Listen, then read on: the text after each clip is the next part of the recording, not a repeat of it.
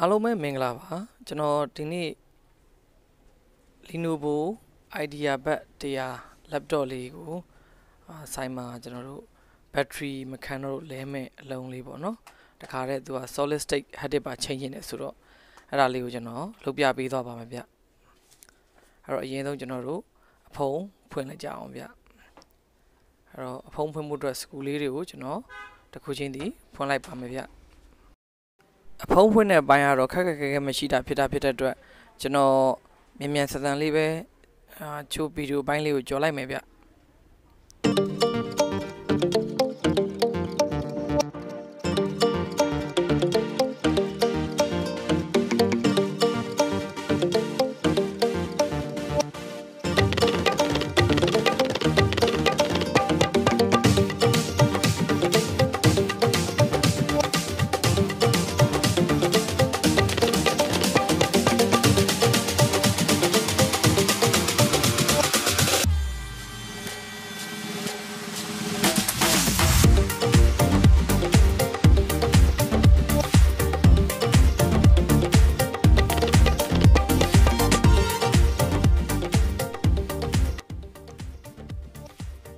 စကူတွေအကုန်ဖြုတ်ပြီးတဲ့အခါကျရင်ကျွန်တော်တို့အရှိမရှိတဲ့ keyboard ကိုဖြုတ်မှရမှာပါဗျဒီ Lenovo Idea-pad 100ကဒီ keyboard ရဲ့အောက်မှာရှိတဲ့စကူလေးတွေဖြုတ်မှနောက်ဖုံးကအကုန်ပွင့်မှာပါဗျဒါကြောင့်မို့ကျွန်တော် keypad ကလေးကို Q design နဲ့ပဲကျွန်တော်စတင်ဖြုတ်ပါတယ်ဗျ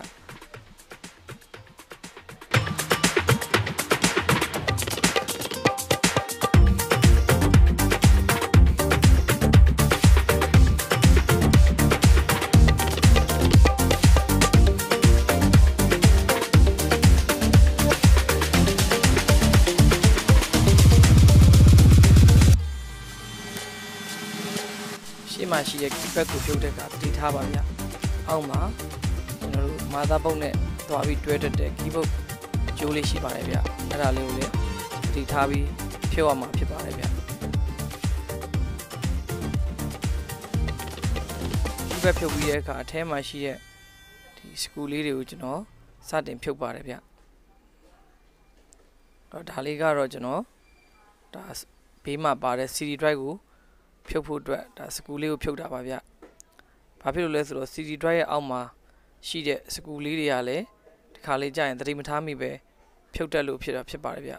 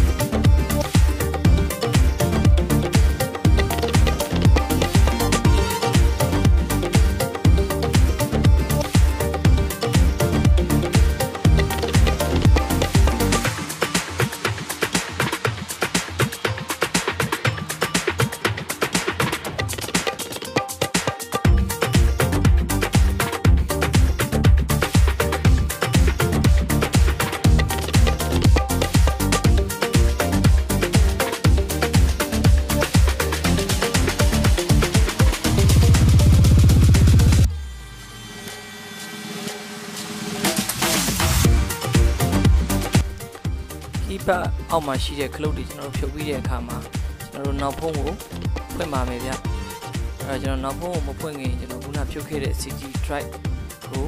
CD drive အောက်မှာကျွန်တော်တို့စကူလေးနှစ်ခုရှိပါတယ်ဗျအဲ့ဒါလေးကိုလည်းကျွန်တော်တို့ဖြုတ်ပါမယ်ဗျဒါလေးကိုသတိမထားမိပဲနဲ့ဖြုတ်မိတယ်ဆိုရင် CD drive အောက်ကကော်သားလေးတွေကျူးတာလေးလည်းဖြစ်နိုင်ပါတယ်ဗျ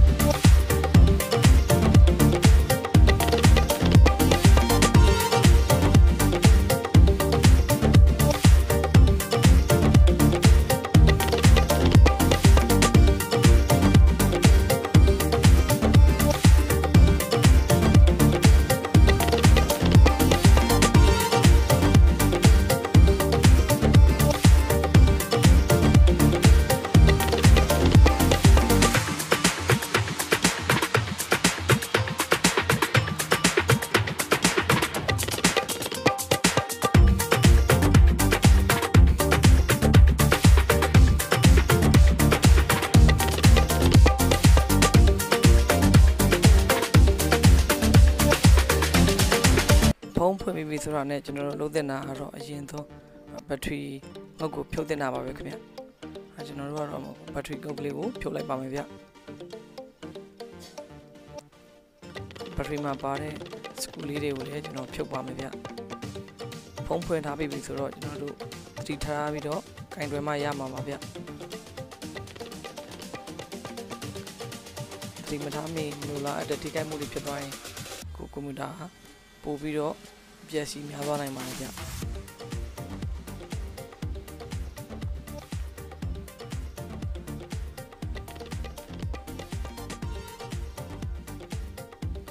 ါလေးကတော့ကျွန်တော်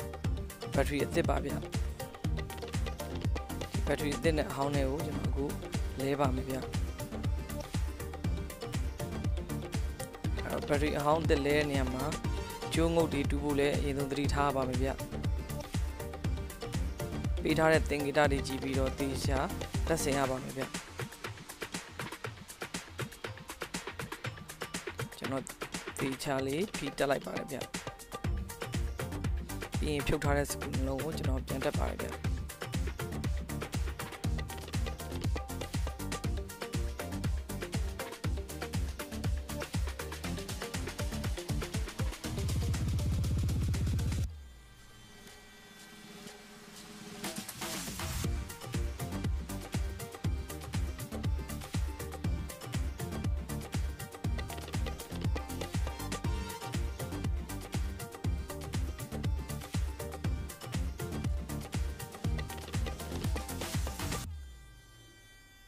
ဒီ Lenovo အလုံးလေးက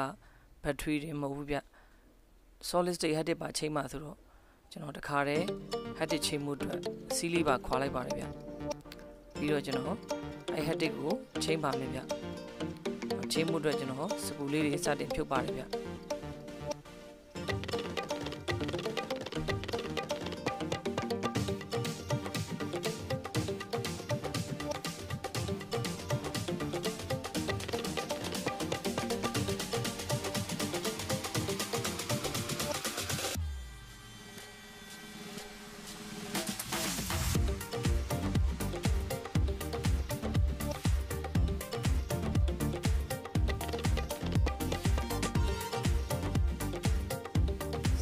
ဖြုတ်တဲ့အခါ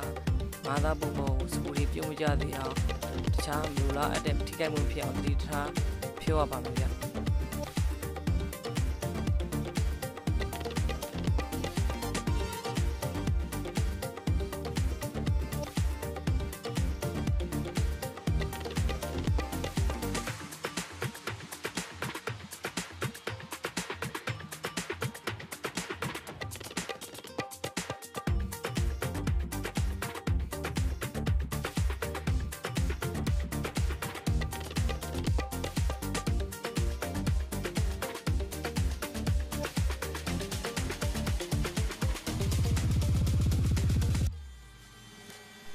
ဒါကတော့အရင် hard disk ဟောင်းပါဗျဒါကတော့အခုကျွန်တော်နောက်လင်းမဲ့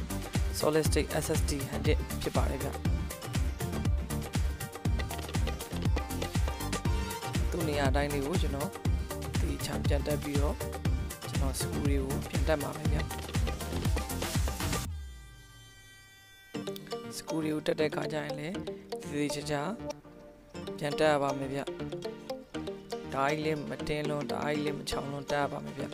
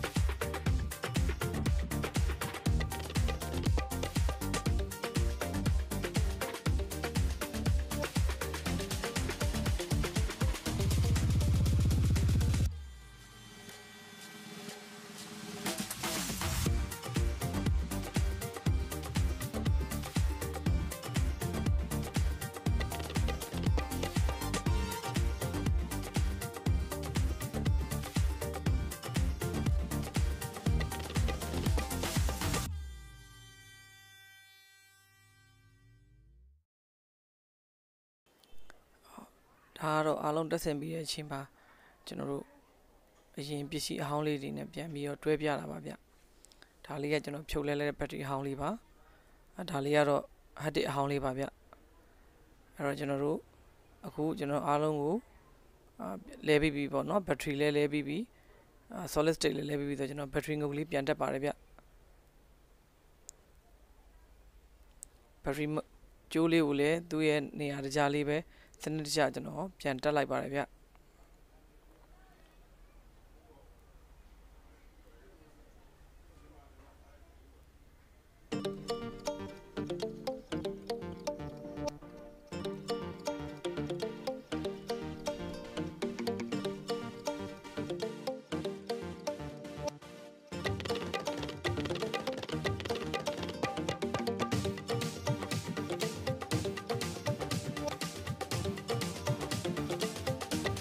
ရောကျွန်တော် solid state ရဲ့ကိုချိန်ပြီးဆိုတော့ဖုန်းလေးကိုပြန်အောင်ပါမယ်ဗျ။အဲ့တော့ကျွန်တော်ဖုန်းအုပ်တဲ့ဘိုင်းလေးကတော့တအားခက်ခဲတာမရှိတာဖြစ်တဲ့အတွက်ကျွန်တော်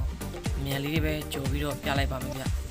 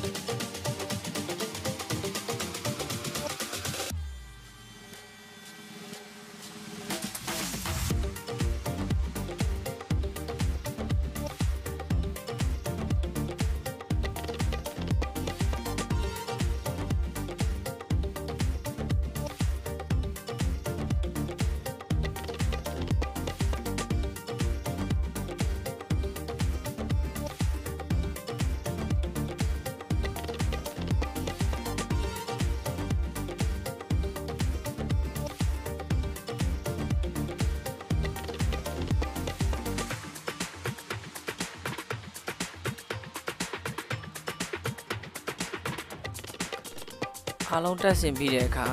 ကျွန်တော်တို့ power button လေးကိုနှိပ်ပြီးတော့စမ်းကြည့်ရပါတယ်ဗျဘက်ထရီအလုံးလုံးမလို့ပေါ့နော်ဒါဆိုရင်တော့အခုဆိုရင်ဘက်ထရီလုံးလုံးတာကိုလည်းမြင်ရသလိုဟတ်တစ်မှာအခုတက်ထားတယ်ဆိုတာလည်းမြင်နေရပါပြီဗျအားလုံးကိုကျေးဇူးတင်ပါတယ်ဗျ